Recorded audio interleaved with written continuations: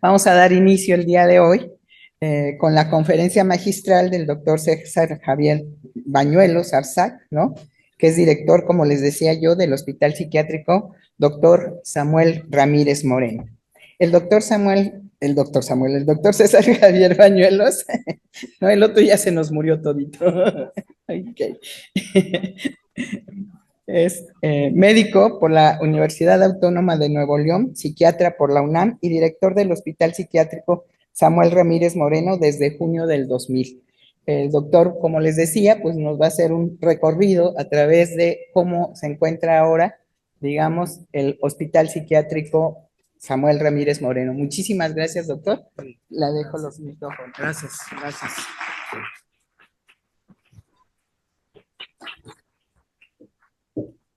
Buenos días a todas, a todos. Muchas gracias por estar aquí. También un agradecimiento muy especial por la invitación que me hicieron de venir a participar acá. Al doctor Deimos, Ricardo, doctora Dora, muchísimas gracias. Es una oportunidad muy importante para visibilizar a nuestro hospital de otra manera. A ver si lo logramos. Espero que sí. Miren, el guión que pretendo seguir para esta presentación está ahí a la vista. Voy a hacer un breve, súper breve recuento a la historia de la psiquiatría en el mundo, una única referencia. Después me voy a detener un poquito más en lo que fue la historia, en lo que es la historia de cómo surge y por qué el manicomio general que existió en la Ciudad de México. Y también terminando esa parte, voy a referirme al origen, a la planeación original de lo que hoy es el Hospital Psiquiátrico Ramírez Moreno y otros 11 hospitales que forman parte del mismo periodo. Bueno, muy bien. ¿Puedes poner la siguiente, por favor?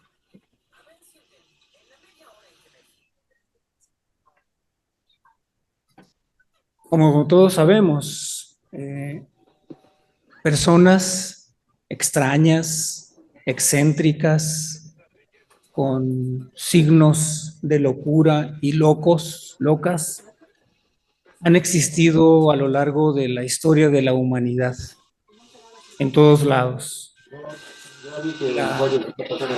El inicio formal de la atención médica de estas personas que empezaron en esos lugares que están ahí y que todos conocemos por las referencias que hemos estudiado, ¿no?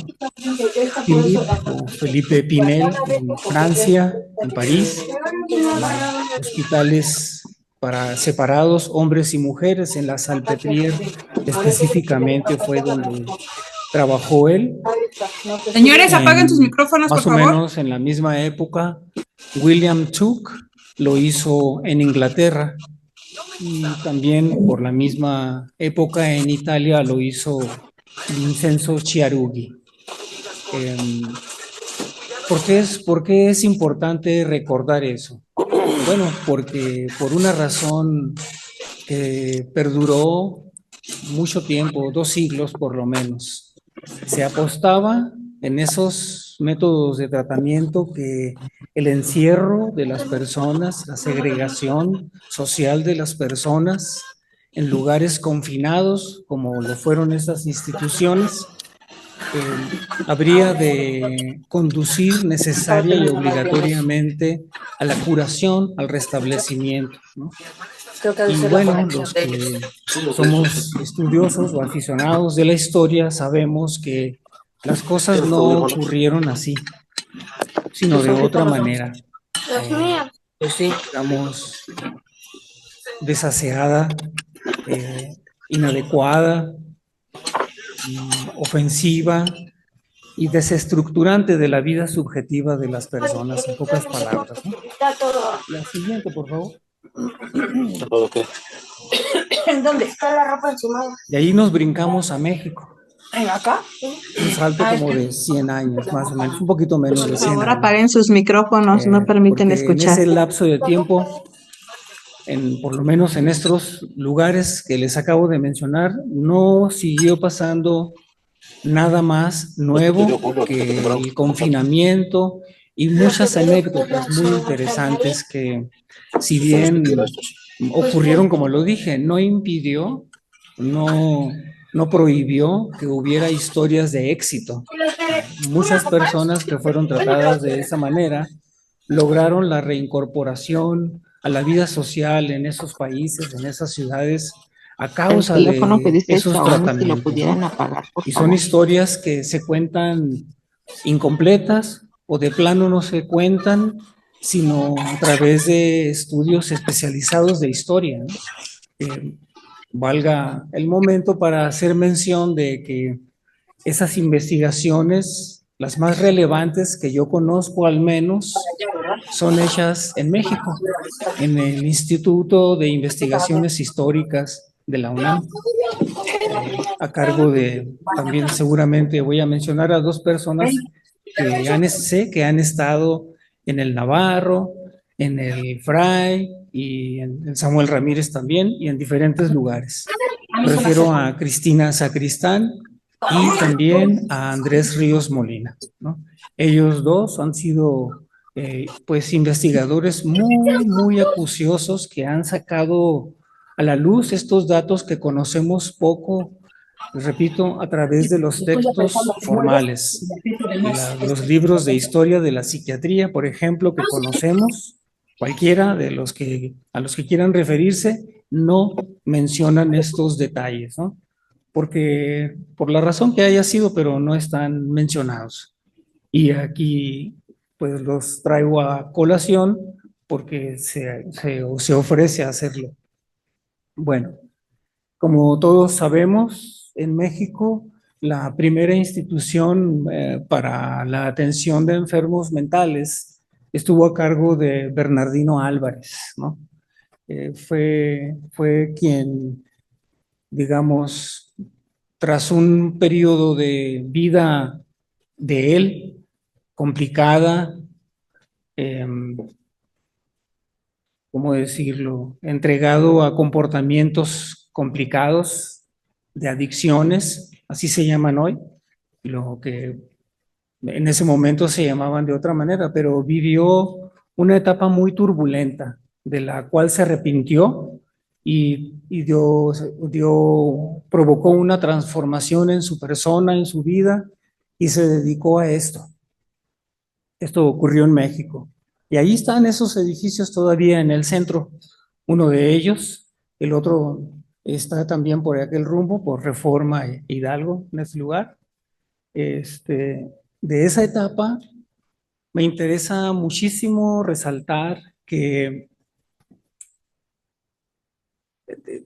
inicialmente toda la atención desde la llegada de los españoles hasta mediados de ese siglo, toda la atención que pues no estaba organizada como tal, era más bien piedad y sentimientos de esa naturaleza, lo que permitía organizar a las órdenes religiosas, otorgar servicios basados en la caridad.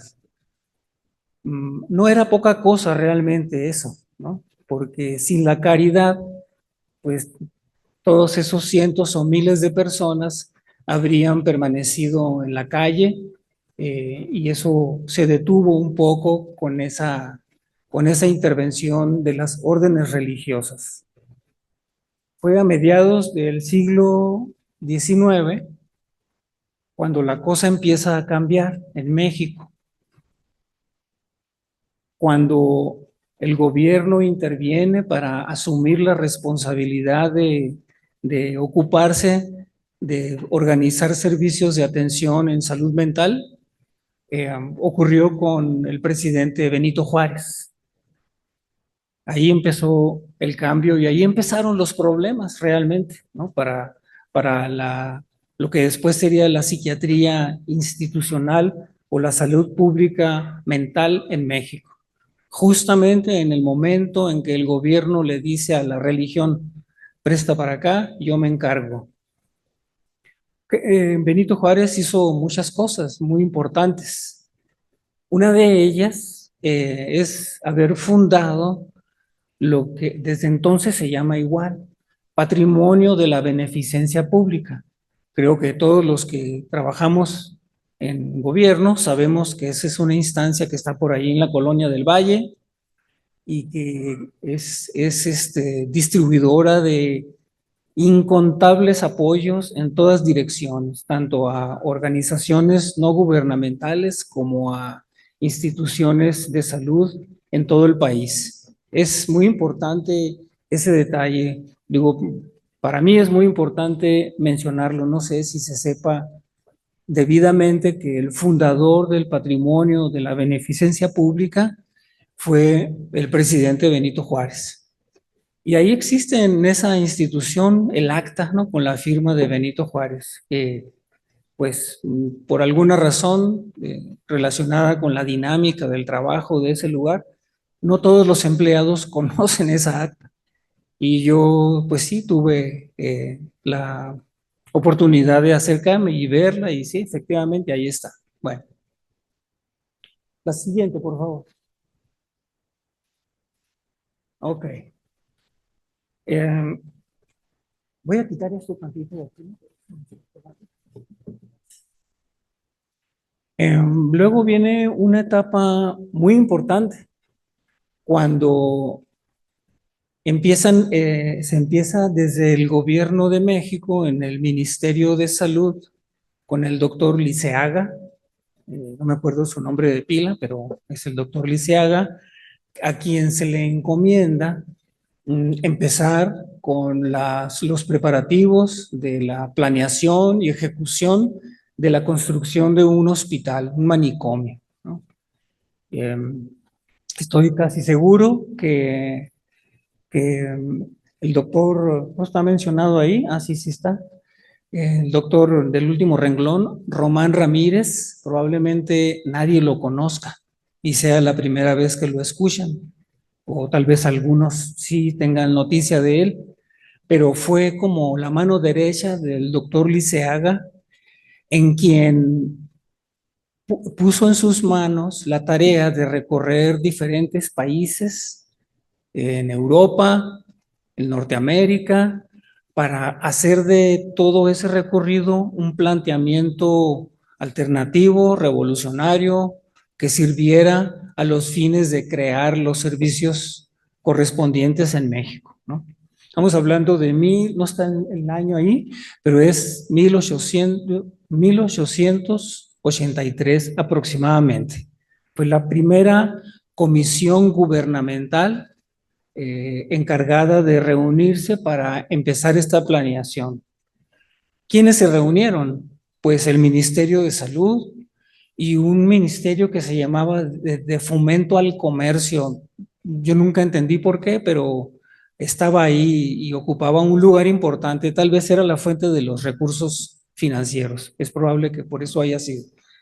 Y lo que hoy sería Secretaría de Gobernación también ahí. Bueno, más o menos hacia 1904 se define cuál va a ser el proyecto y se le asigna al hijo del general Porfirio Díaz, del mismo nombre, hijo, para que lo construyera.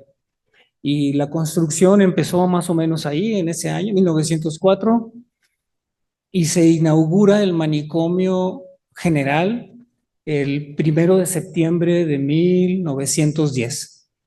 Ya saben qué pasó un poquito después, ¿no?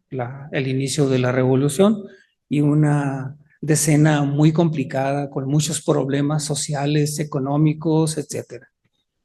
Pero, ¿por qué es relevante este dato? Para mí y para compartirlo con ustedes, es el lapso de años que pasaron entre el inicio de las mesas de negociación y la apertura del servicio. Son 19 años aproximadamente, ¿no? Ok. Los siguientes 10 años que duró la guerra de la Revolución Mexicana, existieron 14 directores en el manicomio. Lo que se sabe a partir de las investigaciones de las personas que mencioné hace rato, es que no había recursos financieros para la nómina de las y los trabajadores del manicomio. No había. Y por eso se iban, los directores también. No hubo en ese momento ninguna directora. Y tampoco había numeroso personal para atender a tantos pacientes que había en ese momento. Estaba construida para alrededor de 800 o 1200 máximo pacientes y llegó a tener en su momento más de mayor saturación, cerca de 3000, 4000, 5000 pacientes que vivían en condiciones complicadas de hacinamiento, falta de todo tipo de recursos, ¿no? Excepto uno, que es muy importante resaltarlo, ¿no? El recurso que no faltaba era el entusiasmo de los pocos trabajadores que había y lo que fueron aportando cada uno de ellos de diferentes maneras, que ahorita lo vamos a ver para que quede claro. Por eso me interesaba mucho hacer un pequeño recorrido antes de llegar a nuestro hospital, por la historia que es nuestro antecedente inmediato. Ok, la que sigue, por favor. Ok, esta imagen que está ahí es muy importante porque define, es el resumen del trabajo del doctor Román Ramírez. ¿Se acuerdan que les dije, no? Que fue a recorrer el mundo para traer el mejor proyecto posible de realizar en México. Esas son las conclusiones que le presentaron a la segunda y tercera comisión encargada de diseñar la construcción del manicomio y su programa operativo. Era uno basado en una atención muy liberal, donde el paciente no tuviera o los pacientes no tuvieran necesidad de salir de sus casas, de sus comunidades, sino que la atención la recibieran allí mismo. Es decir, un rechazo, una negativa a la segregación social. Y el segundo modelo era el basado en la segregación.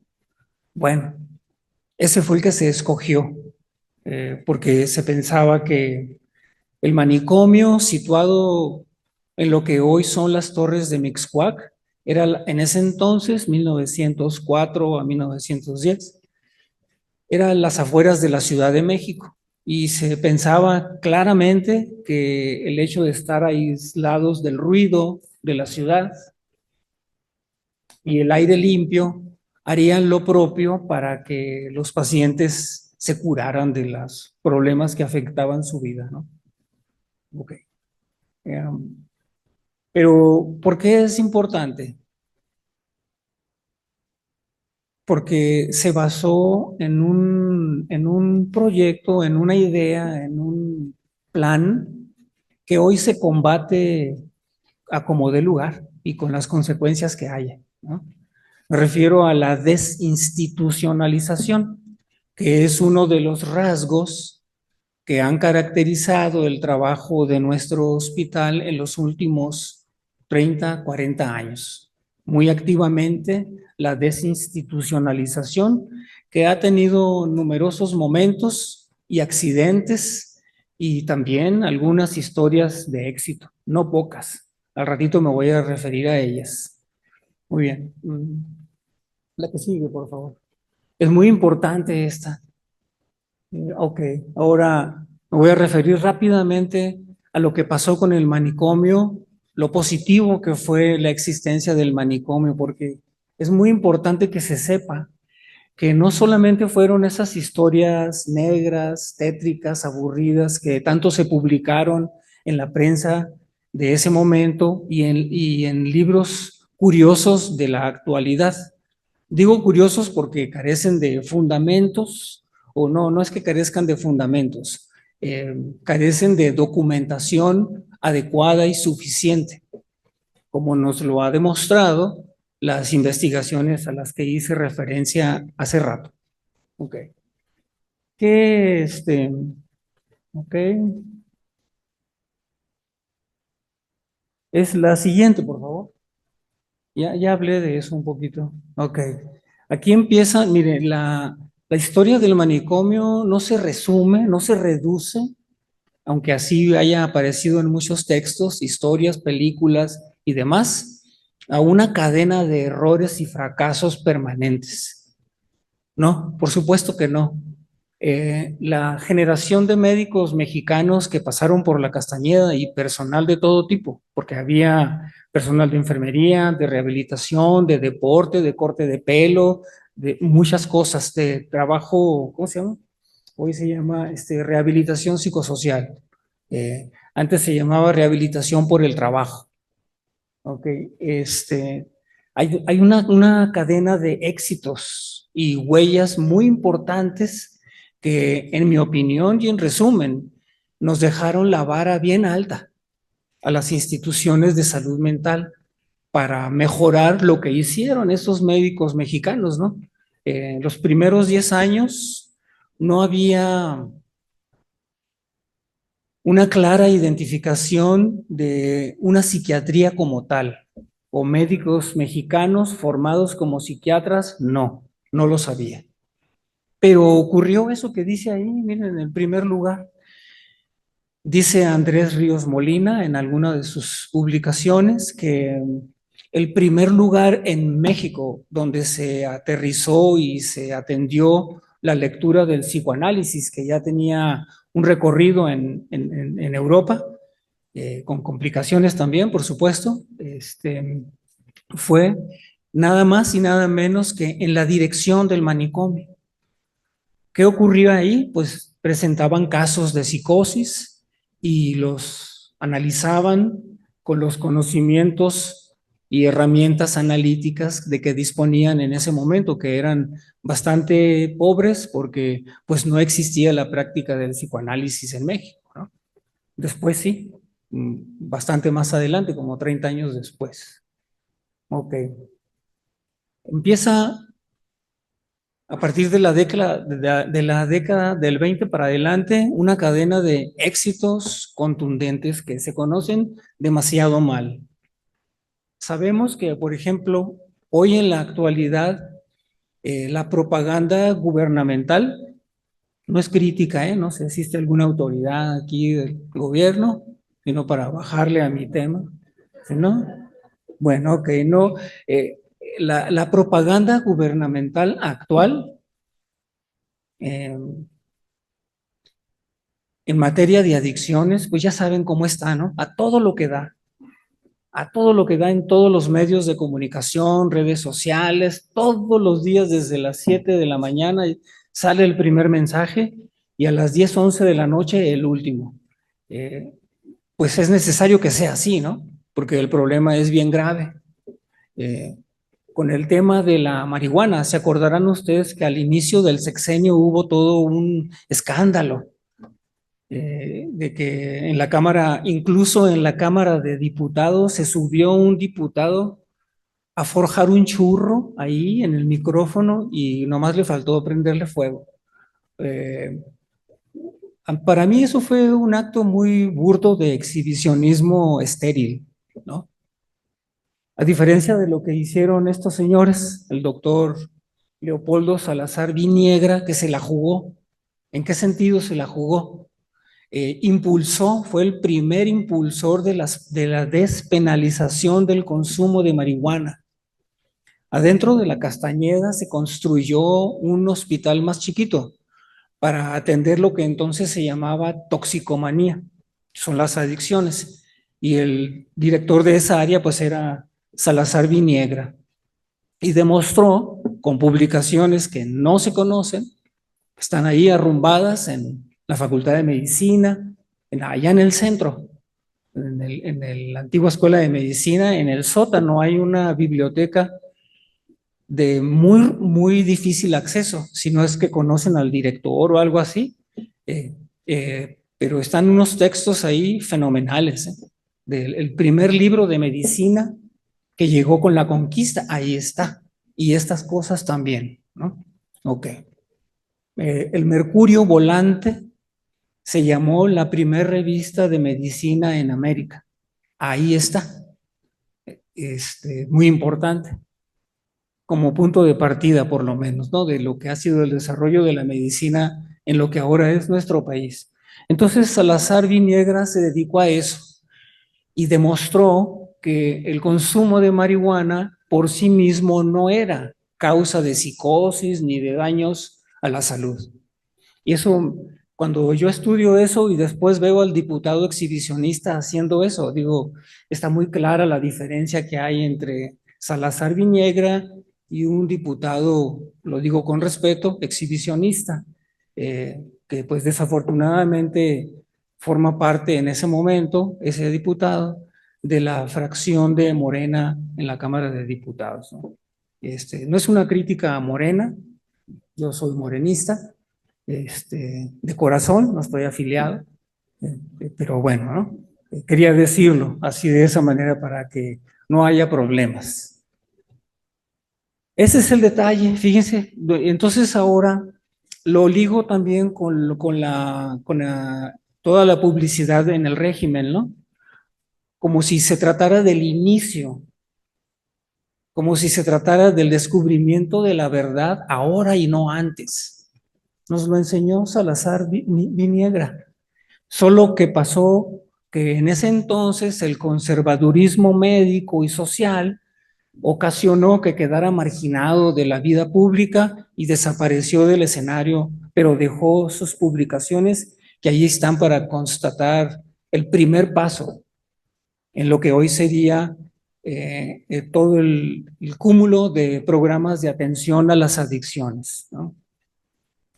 Sin tomar en cuenta al diputado mencionado. La que sigue, por favor. Bueno, ya mencioné esto, que hubo muchos directores por la guerra.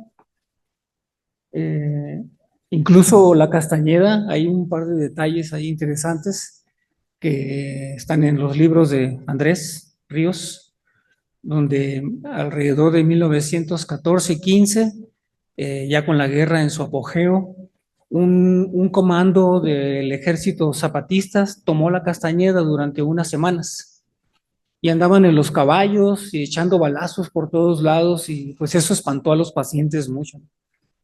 Y uno de los generales de ese comando se puso a dar de alta a pacientes y así fue como engrosó sus filas y se fueron, ¿no?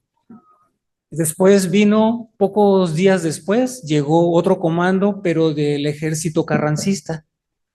Y también hicieron lo mismo, echar balazos, no sé qué, no les dieron de alta a nadie y se fueron. Son datos pues mal conocidos, pero que dejaron una huella. ¿En qué sentido la huella? Esa fue la época en que a causa de la guerra y a causa de esas intervenciones, el manicomio tuvo muy pocos pacientes, muy pocos pacientes. Fue la única etapa en que tuvo menos del 30% de ocupación, como decimos ahora, de los hospitales, ¿no? Muy pocos pacientes. Y después se llenó de otra manera. Muy bien. Ni qué decir que uno de los problemas principales que tenía el manicomio era el déficit en todo tipo de recursos, humanos, financieros, materiales, punto.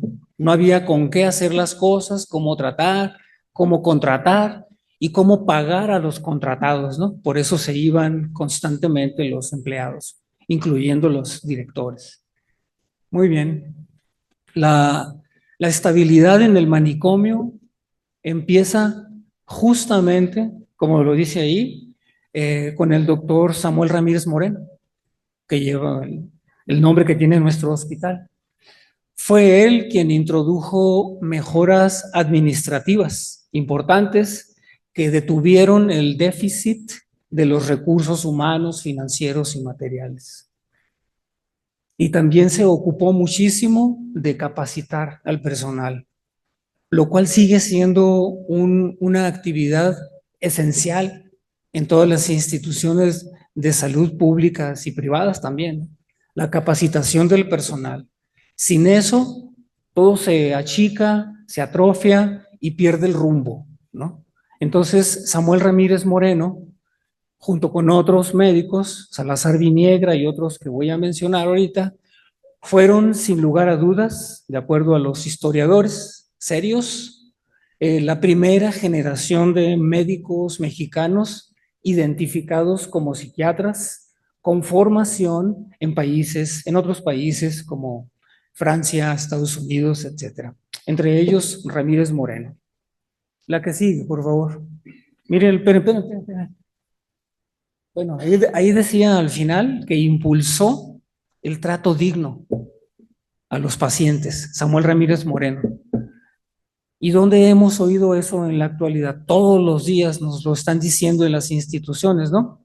El trato digno, las encuestas para conocer la calidad de la atención, etcétera. Pero detecten de dónde viene el arranque de eso. Una de las primeras raíces de lo que hoy conduce a las instituciones de salud mental hacia donde todos quisiéramos estar, hacia la certificación. Si la certificación la pasa cualquier institución, llámese como se llame, seguro le dan la certificación. Si no pasa esta materia del trato digno y todo lo que se relaciona con ello, pues no lo alcanzará. Ok. Manuel Guevara Oropesa, otro gran médico que introduce la clínica alemana en México en sustitución de la francesa. Muy importante, y ahorita lo vamos a ver más claramente. El doctor Alfonso Millán Maldonado, vean dónde andaba metido. Esto de la higiene mental es de enorme importancia y trascendencia en la vida pública en México, de la salud mental. Ahorita lo vamos a ver por qué. El punto de partida de la higiene mental es en Estados Unidos, a cargo de un ex paciente psiquiátrico que se dedicó a difundir en su país y en otros países, en Europa, los malos tratos que recibió como paciente dentro de la institución y de las instituciones. Y a partir de ahí se genera la Liga Internacional de la Higiene Mental, que existió en México y la encabezó Alfonso Millán. Y México fue sede, no sé si del segundo o del tercer Congreso Internacional de Higiene Mental, donde estuvieron presentes todos los que he mencionado, encabezados todos ellos por Samuel Ramírez Moreno, que presentaba trabajos para hablar de los cambios que estaban ocurriendo en el manicomio a partir de las mejoras administrativas, como les dije, y la capacitación del personal, ¿no? Capacitación del personal. Muy bien. Ya hablé un momento de Salazar Viniegra con el tema de la marihuana. Ok. Bueno, la importancia de Edmundo Buentello es que también fue personal del manicomio, pero mayormente se desempeñó como médico psiquiatra en la Secretaría de Gobernación. Y desde allí estableció las bases y los nexos con lo que ahora es la SEP, Educación Pública, para que se formalizaran en todo el país, en todos los programas de educación básica primaria, programas de prevención de la locura, ¿no? Esto podría parecer como raro y, no sé, algo excéntrico, pero es la base de los programas actuales de prevención. Hace un momento me estaba comentando la señorita que me hizo el favor de presentarme el trabajo que se está haciendo en CONASAMA, SAP CONASAMA, con la SEP, precisamente para la prevención, ¿no? Entonces, le señalo de nuevo para ustedes una raíz, seguramente hay otras raíces, pero me da la gana de decir que esta es la raíz de ese trabajo de prevención que se promueve ahora de la manera en que todos lo vemos, ¿no? Y que es absoluta e incuestionablemente, me quedan 10 minutos, indispensable que se lleve a cabo. Me voy a apresurar un poco. Pase la otra, por favor. De esta diapositiva rápidamente me voy a referir a Guevara Oropesa, que el doctor Guevara Oropesa prepara un informe para otro doctor, el doctor Gustavo Vaz, que ocupaba un área dentro del gabinete del presidente, que todavía no se llamaba Secretaría de Salubridad y Asistencia, se llamaba Departamento de Alta Salubridad, algo así, no me acuerdo bien. El asunto es que le informa del estado que guarda la Castañeda, el desastre, en opinión de Guevara Oropesa. Le está informando de que el modelo manicomial de encierro y segregación tiene decenios de haber caducado en el mundo. Estamos hablando de 1935 cuando esta carta. Si él está diciendo varios decenios, ¿hasta dónde nos lleva? Hasta el inicio del manicomio propiamente, ¿no? Si está hablando de 20, 30 años, es eso. Entonces, de acuerdo a esa carta, a ese dato histórico, el manicomio nace cuando el modelo manicomial ya había caducado en otros países, o a nivel internacional. Bueno, lo importante es que de ahí se desprende el plan Castañeda. El plan Castañeda significó planear la cancelación, el cierre del manicomio y la construcción de hospitales en diferentes campestres, donde los pacientes, las pacientes pudieran dedicarse a labores agrícolas y otras actividades más como ruta esencial para la recuperación. La siguiente, por favor. Esto ya lo dije. La que sigue, por favor. Ok. Son dos etapas del plan Castañeda. El primero fue con la construcción de 3 hospitales para enfermos crónicos.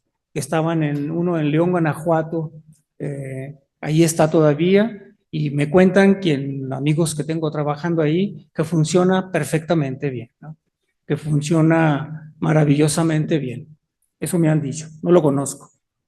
Y la segunda etapa del plan Castañeda se llamó Operación Castañeda. En esa construyeron otros 8 hospitales, entre los que están 2 para la atención de enfermos agudos, que son el Fray Bernardino Álvarez y el Juan N. Navarro, y otros hospitales para enfermos crónicos distribuidos en los estados de Sonora, Oaxaca, Yucatán, León, Nuevo León, Estado de México, Estado de Hidalgo, y entonces Ciudad de México con el Samuel Ramírez Moreno. Ok. La que sigue, por favor. Bueno, el hospital nuestro, el Samuel Ramírez Moreno, inicia operaciones el 27 de septiembre de 1967. Empezó como un hospital de puertas cerradas y únicamente hospitalización. La siguiente, por favor. Inmediatamente después de la inauguración, bueno, es una exageración mía, pero así lo quiero decir, empezaron los problemas para el hospital. El deterioro integral, completito, de toda la infraestructura por falta de inversión para el mantenimiento, etcétera, etcétera, ¿no?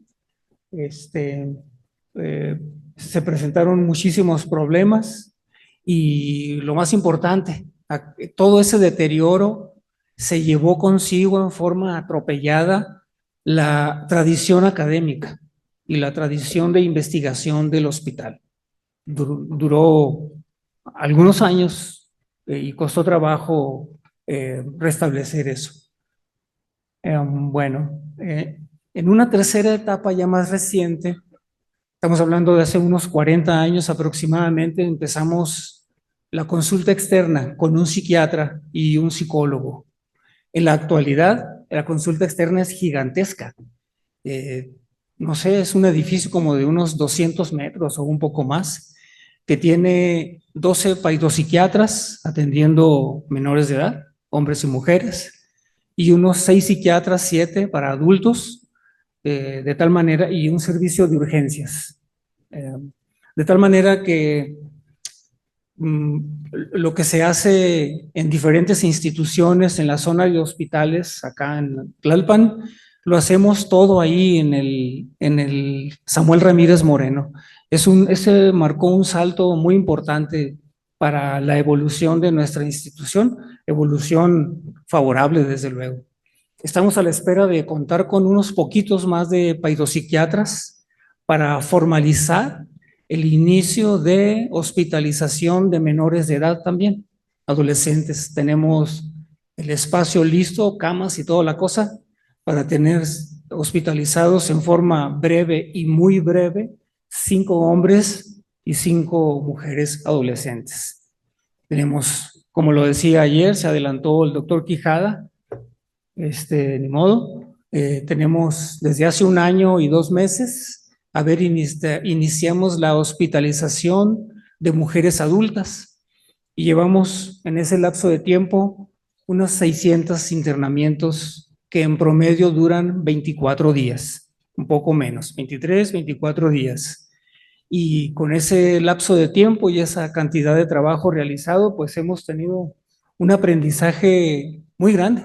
Hemos tenido muchísimos problemas del trato con las enfermas, ¿no?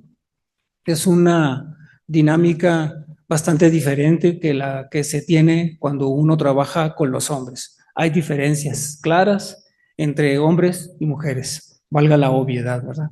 Ok, muy bien. Me quedan 5 minutos. La que sigue, por favor. Ok. De la que sigue, por favor. Les voy a platicar ahora hacia dónde vamos. Estamos empeñados en transformar la calidad del servicio. Hemos tenido logros y muy importantes, reconocidos algunos de ellos por la Dirección General de Calidad y Educación en Salud. Estuvimos así, sin exagerar, a un punto de que nos pudieran otorgar la acreditación. Fue una falla muy marginal, muy boba, que nos impidió obtener eso, ¿no? Digo muy boba porque lo que falló es que no encendió un aparato que enchufaron en un enchufe. Y eso nos restó puntos y pues nos quedamos con las ganas, ¿no? Pero no nos hemos detenido, hemos impulsado muy seriamente el establecimiento de comités de apoyo a la actividad directiva, todos los comités que existen en otras instituciones. Estamos por formalizar el establecimiento y registro en COFEPRIS de la primera unidad de farmacovigilancia de los hospitales psiquiátricos que existen en México. La primera. Si lo logramos va a ser un hitazo tremendo, ¿no? Así, de escándalo incluso, ¿no? Samuel Ramírez Moreno, unidad, pero es una realidad y ahí está, ¿no? Ahí están los hechos. Ahora les voy a decir, porque ya me quedan 2 minutos, me imagino, 3, logros en materia de recursos materiales. Logramos hace poco, unos 3 años, que nos donaran una ambulancia de traslados y salió muy buena y resolvió muchos problemas que teníamos con las ambulancias viejas. Ahora, entre los meses de mayo y junio de este año, logramos otras 2 ambulancias y 31 camas eléctricas de posiciones, de hospital y todo de muy buena calidad para levantar la calidad de vida y del descanso nocturno de nuestros pacientes geriátricos que viven en el hospital, que son 28. Y vamos a continuar. Y la semana pasada logramos un proyecto bien importante que tiene un costo de 6 millones de pesos, un poquito menos, que quedó registrado formalmente en la unidad de inversiones de la Secretaría de Hacienda, en la cartera de inversiones para el año entrante, un proyecto de más equipamiento médico con monitores de signos vitales, carros de paro, equipos de diagnóstico e instrumental quirúrgico, no porque hagamos cirugías, sino curaciones como en cualquier lado, ¿no? Entonces necesitamos tener suficiente material y equipo para hacer las cosas bien y oportunamente. Y No está mi jefe, pero para que fuera testigo de lo que voy a decir y terminar con esto. La semana antepasada, por fin, pude convencer a las autoridades de CONASAMASA para que nos autorizaran luchar y hacer todo el trabajo, porque es muchísimo el trabajo que hay que hacer, para que nos instalen en el hospital el sistema del expediente clínico electrónico y la instalación también de una resonancia magnética nuclear 7 Tesla. Esa es top, ¿no? Así quiero decir, de muy alto grado o de generación muy avanzada. Y también, ¿cuál es el otro? Otro también muy importante. Bueno, miren, es un chisme de casa, pero lo voy a decir, ni modo. Las lavadoras del hospital están horriblemente viejas, con 400,000 reparaciones. Se descomponen todos los días y el personal de mantenimiento, a ver cómo le hace, pero las hace funcionar de nuevo y son buenísimos, ¿no? Ahora también está incluido un paquete de ese tipo, ¿no? Para que nos compren 4 o 5 lavadoras nuevas. Y bueno, con esto les doy una idea de lo que está pasando en el hospital, de dónde venimos, de serios y muy graves problemas de dignidad, hacia un momento distinto de muy alta competitividad en todos los sentidos, académica, de atención, con acento, con un enorme énfasis en la calidad de la atención y la seguridad del paciente. Y desde luego, como decía el propio Samuel Ramírez Moreno, y ahora sí termino, en la capacitación del personal a tambor batiente. Muchísimas gracias.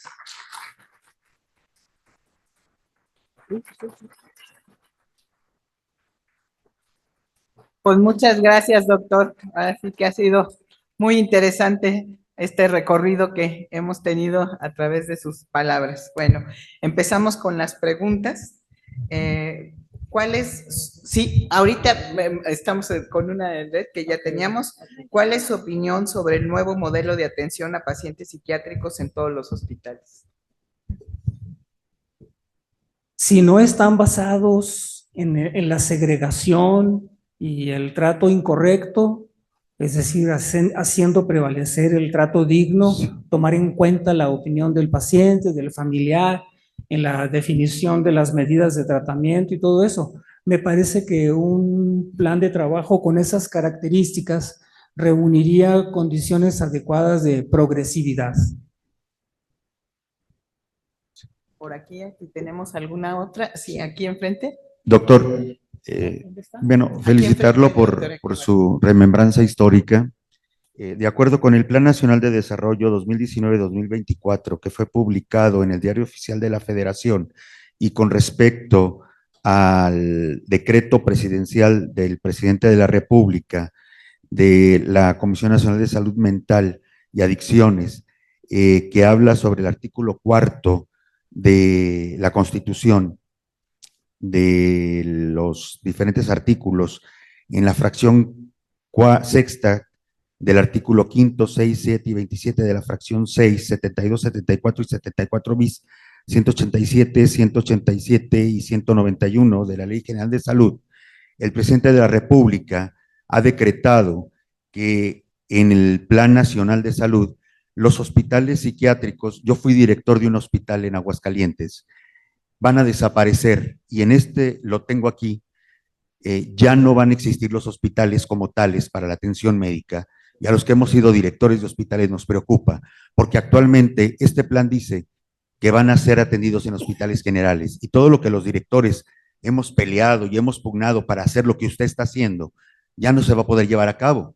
¿Qué vamos a hacer ahora con todo lo que usted está haciendo y con todo lo que usted nos presenta en relación a nuestros residentes, a nuestras instituciones? Porque ya no lo vamos a poder llevar a cabo. La consulta y la atención de pacientes psiquiátricos ya no se va a poder llevar a cabo en los 300 hospitales de México. Se van a llevar a cabo en los hospitales generales. ¿Qué va a pasar con las personas que están en estado de interdicción por orden de un juez, que tienen que vivir en un hospital en tratamiento en libertad? ¿Qué va a pasar con esas personas ahora con este decreto por el presidente de la República? Está muy complicada su pregunta. No, Y no tiene que tener una respuesta. Sí, no tengo la respuesta, pero tengo idea de lo que vamos a seguir haciendo nosotros. En el Hospital Ramírez Moreno no es la guía para todos los hospitales de México, pero es nuestra propia guía y creemos en ella. Pero Estamos en un tránsito de hacer prevalecer la atención hospitalaria a la atención comunitaria. van a desaparecer No, por decreto presidencial. Aquí está. no, sí, yo sé que está dicho de diferentes maneras. Está en fundado y diferentes- motivado legalmente. Pero está suficientemente discutido que no es el destino ese, el de los hospitales psiquiátricos, su desaparición.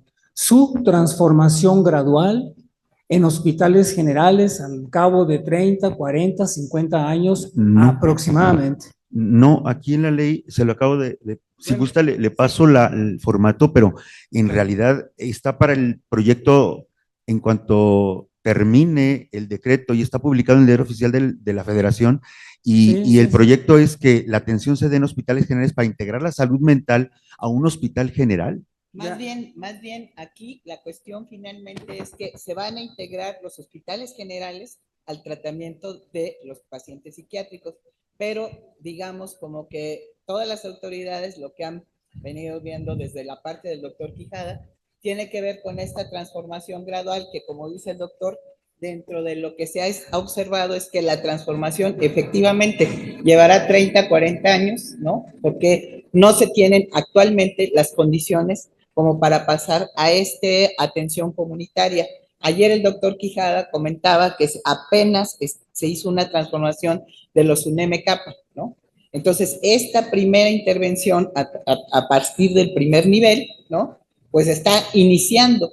Entonces, de este inicio a quitar los hospitales psiquiátricos, pues todavía nos dura bastantes años y no tenemos esa posibilidad todavía como país de poder, o sea, se hicieron una serie de convenios, ¿no? Con la Organización Mundial de la Salud, con la Organización Panamericana de la Salud, pero que al final de cuentas, o sea, la transformación de la atención psiquiátrica va en esa línea, pero no significa que mañana se van a quitar. O sea, el decreto es un error. No, el decreto finalmente está hablando de la transformación, No. no de esta parte de quitar los hospitales psiquiátricos como tal.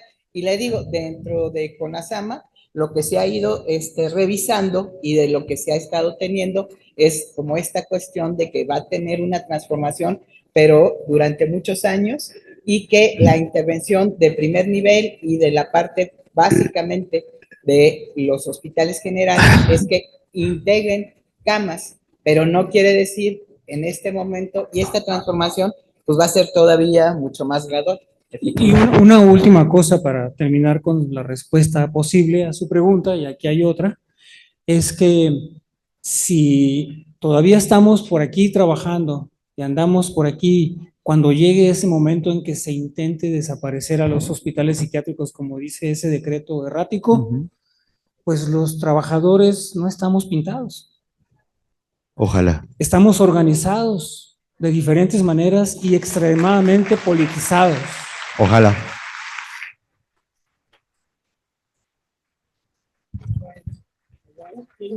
Otra pregunta por acá. Sí, a ver si.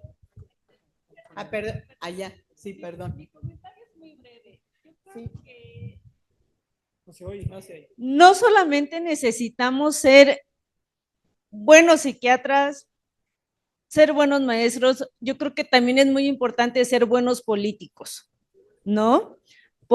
Para que la salud mental no nos gobiernen quienes no saben, sino los que estamos al frente de los pacientes. Yo creo que esa es una parte muy importante y en eso quería ser muy breve. Muchas gracias, gracias por su ponencia. Gracias. Sí, estoy muy de acuerdo con usted. Una última pregunta, por favor. Aquí abajo. Ya había otra, no sé si. A ver, ya. Con él Acá, terminamos. okay.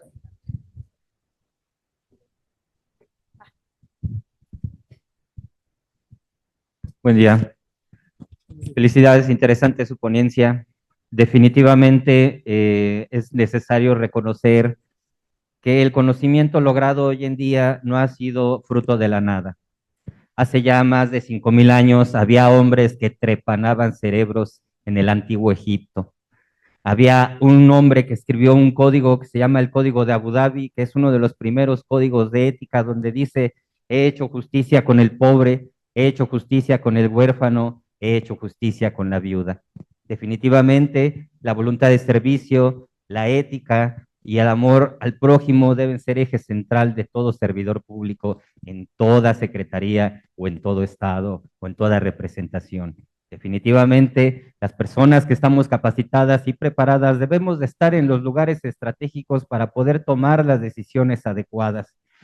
Efectivamente, la compañera lo acaba de decir, quienes forjaron ese decreto del que habló el exdirector, ni siquiera son psiquiatras y está fechado. Y el año pasado, en marzo, salió otra declaración y en abril salió otra declaración. Debemos de estar muy presentes y muy conscientes de que el tiempo se está moviendo muy rápido.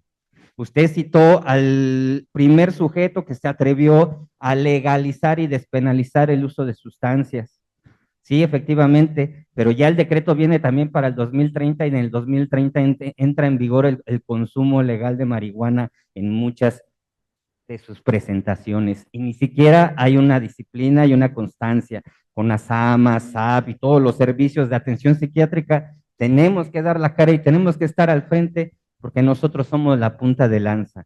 Si nosotros que somos la punta de lanza no sabemos dar la cara con objetividad y aterrizando en la dimensión de los campos prácticos de las políticas públicas, entonces sí, definitivamente vamos a desaparecer. Muchas gracias. Muchas gracias, muy de acuerdo. Parece que la última pregunta es por acá. Y el doctor Marco también. Ah, Marcos, ok. Bueno, antes que nada, doctor Bañuelos, lo felicito. Realmente usted y sus trabajadores siguen construyendo esta gran institución que es el Samuel Ramírez Moreno. Yo creo que el ser humano no debemos de preocupar, y menos la sociedad, cuando un servicio es necesario para la comunidad. Yo creo que nuestro deber y nuestro trabajo es seguir construyendo. Siempre nos hemos dedicado a construir y es lo que debemos de hacer, construir los servicios de salud mental de esta gran nación, ¿verdad? Porque somos nosotros los que realmente enfrentamos a los pacientes y los que realmente atendemos a los pacientes. Felicidades, enhorabuena, y yo creo que el comité organizador de este congreso no se equivocó, doctores no se equivocaron en haber elegido el Hospital Samuel Ramírez Moreno y dedicarle este segundo congreso internacional. Felicidades y enhorabuena a usted y a sus trabajadores. Muy bien, había una última pregunta por allá atrás y con eso terminamos esta movida. Ayer se dijo que la salud mental necesita más recursos. No sé si los 300 hospitales que mencionaba el compañero están organizados para exigirle a la presidenta, a la nueva presidenta, más recursos para la salud mental. No sé, pero nosotros hemos hecho nuestro planteamiento de que necesitamos una pequeña cantidad para echar a volar proyectos bien ambiciosos. La hospitalización de mujeres adolescentes y equipo de recursos humanos, materiales y financieros para echar a volar la resonancia, que no solamente va a ser para nosotros en el hospital, sino para la red de hospitales de la que formamos parte en el sureste del Valle de México. A mucha honra. Muchísimas gracias, doctor. Ha sido un placer contar con su presencia. Muchas gracias. Y verdaderamente ha sido un gusto, al final de cuentas, poder encontrar nuevamente estos esfuerzos que son tan necesarios para la comunidad. Muchísimas gracias. Buenos días.